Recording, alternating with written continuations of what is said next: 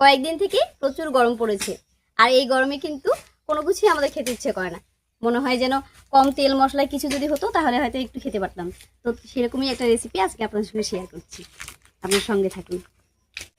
নমস্কার, ভিল কিচেনে সবাইকে স্বাগত জানাই। আজকে ঝিঙে আলু দিয়ে আর সঙ্গে মটর ডাল দিয়ে একটা দারুণ রেসিপি আপনার সঙ্গে শেয়ার করছি, আপনার সঙ্গে থাকুন। তো প্রথমে আমি ঝিঙে আর আলুটা কেটে নিচ্ছি। এখানে দেখুন বড় বড় দুটো ঝিঙে নিয়েছি, তবে সবটা লাগবে না, যতটা লাগবে আমি কেটে নিচ্ছি।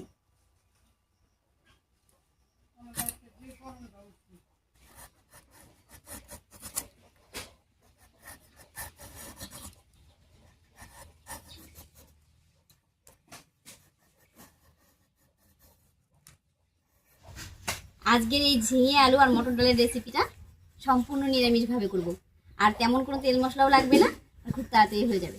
তবে গরমে কিন্তু খেতে ভীষণ ভালো লাগে, আর এটা স্বাস্থ্যকর রেসিপি। ঝিঙে আলু সব ছুলে ধুয়ে পরিষ্কার করে নিলাম, এবারে কেটে নিচ্ছি।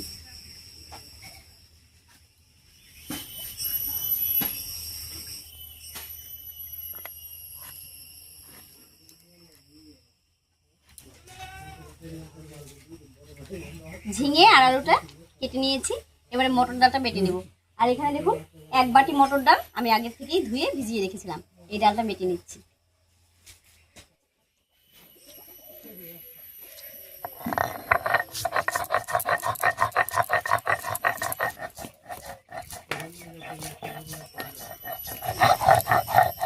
ডালটা দেখুন খুব সুন্দর করে বেটে নিয়েছি, একেবারে মসৃণ করে।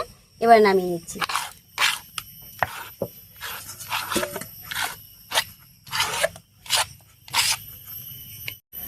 ডালটা বেটে নামিয়ে নিয়েছি, আর এদিকে উনুনটা জ্বালিয়ে একেবারে কড়াইয়ে সর্ষের তেল দিয়ে দিয়েছি। এবারে ডালটা আমি মেখে নিচ্ছি, আর এই ডাল বাটা দিয়ে ছোট ছোট করে বড়া বানিয়ে নেব। প্রথমেই এই ডাল বাটার উপরে দিয়ে দিচ্ছি একটুখানি কাঁচা লঙ্কা বাটা, দিয়ে দিচ্ছি স্বাদ মতো লবণ আর একটুখানি হলুদ। এবার বেশ একটু সময় নিয়ে খুব সুন্দর করে ডালটাকে ফেটিয়ে নেব।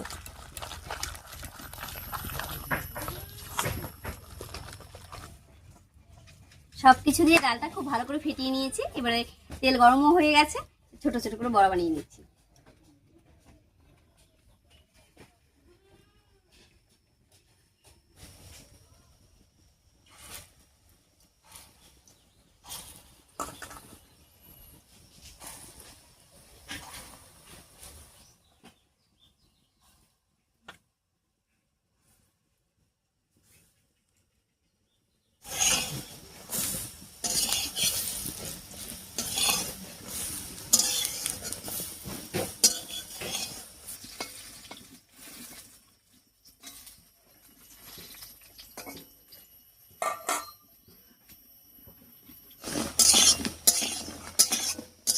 উল্টে পাল্টে বড়াগুলো বেশ লাল লাল করে ভেজে নিয়েছি, এবারে নামিয়ে নিচ্ছি।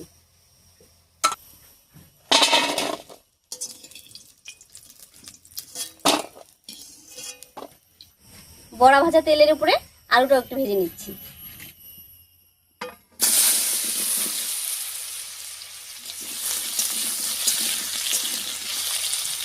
এবারে আলুর উপরে একটুখানি লবণ দিয়ে দিচ্ছি, আর লবণটা দিয়ে ঢাকা দিয়ে কিছুক্ষণ রান্না করে নেব। এতে করে আলুটা ভাজা হবে আর অনেকটা রান্না হয়ে যাবে। এমনিতে ঝিঙে অনেক নরম সবজি, তাড়াতাড়ি রান্না হয়ে যায়, তাই আলুটা ঢাকা দিয়ে ভেজে নিচ্ছি। আলুটা ভাজা হতে হতে আমি একটুখানি মশলা করে নিচ্ছি। মশলার মধ্যে নিয়েছি 1 চামচ গোটা জিরা, 4টে কাঁচা লঙ্কা আর একটুখানি আদা একসঙ্গে করে বেটে নেবো। আর সঙ্গে দেখুন একটু ডাল বাটা রেখেছিলাম, এই ডাল বাটা কিন্তু একসঙ্গে দিয়ে দেবো রান্নায়।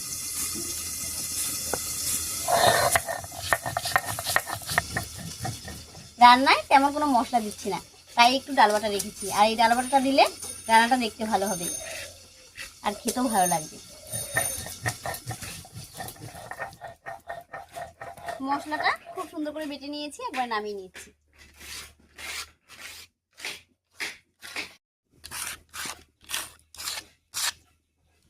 আর এদিকে ঢাকা দিয়ে আলুটাও বেশ কিছুক্ষণ রান্না হয়ে গেছে, এবার নামিয়ে নিচ্ছি।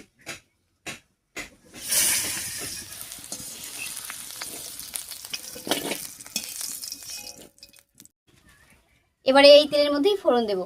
আর আগেই বলেছিলাম যে খুব কম তেল মশলায় রান্নায় আর কোনো রকম তেল দেবো না, এই তেলের মধ্যেই ফোড়ন দিয়ে দিচ্ছি। আর ফোড়ন দেবো একটা শুকনো লঙ্কা, তেজপাতা আর কালো জিরা দিয়ে। প্রথমে দিয়ে দিচ্ছি শুকনো লঙ্কা, তেজপাতা, এবারে দেবো কালো জিরা।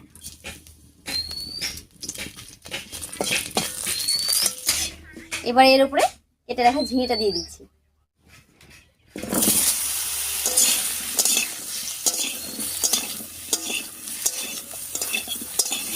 ফোড়নের উপরে ঝিঙে দিয়ে একটু বেশি আঁচে ভেজে নিচ্ছি। আর এই সময় কিন্তু লবণ দেবো না, তাহলে জল উঠে যাবে আর ঝিঙেটা ভাজা হবে না।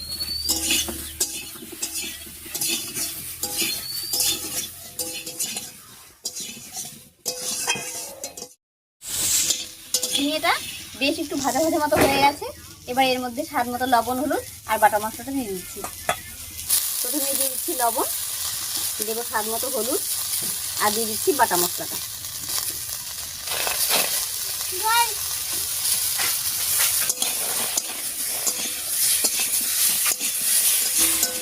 লবণ, হলুদ আর বাটা মশলাটা দিয়ে ঝিঙের সঙ্গে খুব ভালো করে মিশিয়ে নিয়েছি। এবার এর মধ্যে দিয়ে দিচ্ছি ভেজে রাখা আলুটা আর দেবো মশলা বাটা জল। মশলা বাটা জল দিয়ে সব কিছু কষিয়ে নেব।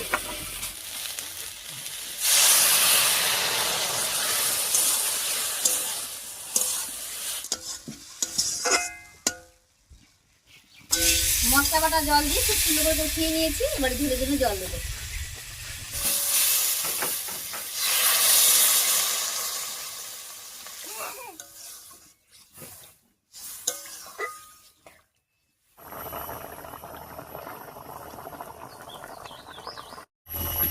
রান্নায় বরফ উঠে গেছে, এবার ঢাকা দিয়ে 5 মিনিট রান্না করে নেব। পরে আর ঢাকা দিব না, কারণ ডালের বড়ি দিয়ে ঢাকা দিলে ডালের বড়িগুলো ভেঙে যাবে।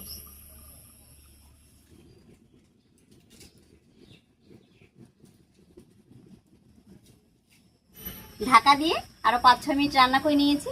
এবার ঢাকাটা তুলে ডালের বড়িটা দিয়ে দিচ্ছি।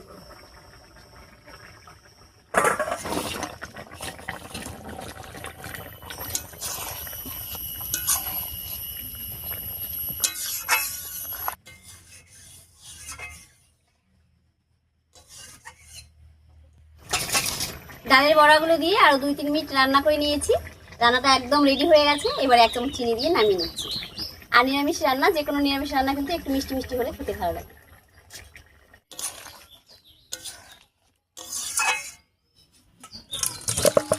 ঝোলটা এখন পাতলা পাতলা মনে হচ্ছে, তবে যে কোনো বড়ার তরকারি কিন্তু ঝোল টেনে নেয়। তো একটু পরে দেখবেন অনেকটাই ঘন হয়ে গেছে। কাঁচা লঙ্কা বাটা দিয়ে ঝিঙে আলুর তরকারিটা দেখতে যতটা সুন্দর হয়েছে, এটা খেতেও কিন্তু ভীষণই ভালো হয়। যাই হোক, আমার এই ছোট্ট সহজ রেসিপিটা আপনাদের কাছে কেমন লেগেছে অবশ্যই কমেন্টে জানাবেন। যদি ভালো লাগে একটা লাইক করে দেবেন এবং চ্যানেলটিকে সাবস্ক্রাইব করে এইভাবে আমাদের পাশে থাকবেন। আজ এ পর্যন্তই, আবার দেখা হচ্ছে নতুন কোনো রেসিপি নিয়ে।